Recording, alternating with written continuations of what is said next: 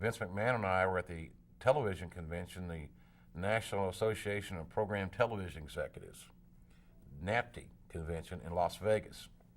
And we flew out there to do an appearance at the WWE booth and sign some autographs and press a flesh and things of that nature. And WCW had a booth there too, Turner, with Turner Broadcasting. And Brian came over to our booth, and Vince is talking to some television programmers.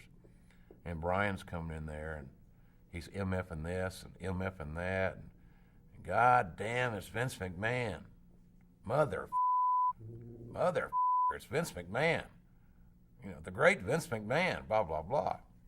And I'm going to try to get my foot in the door here administratively. You know, and here's a guy that I started, got his bookings in the WCW, one of my boys. Knowing that if I got my foot in the door in WWE at somewhere, I want to hire this guy. He's a winner. All of a sudden, he's killing it. He's in the booth, and he's MFing this, and he's F-bombing that, and he's GD and McMahon, and damn this and that. And then he comes over and sees me, and it's Jim Ross, the great Jim Ross, blah, blah, blah. He gives me a hug. He whispers in my ear, it's all a work. Don't take it seriously. I'm fine. He makes his big impact. He makes his big entrance. He makes his big exit. And McMahon looks at me, and I look at Vince, and Vince has got a very troubled look on his face because he's thinking, one of our soldiers in arms, and another company, all nonetheless, needs some help. And after I got Vince in a private situation, I said, that's a pretty good character. He said, what? I said, he's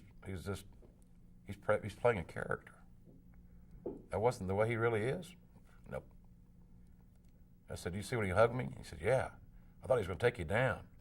I was going to pull him off of you type thing, and I said, he was whispering in my ear, don't take this thing too seriously. I said, I'm just trying to get attention. He got it. So that loose cannon was a deal where he lived his persona in front of the camera and behind the camera. There were no cameras running at that television convention. It was a meet and greet. There was no media there. But he wanted to make a lasting impression on the most powerful man in the industry, and that was Vincent Kennedy McMahon. And he did.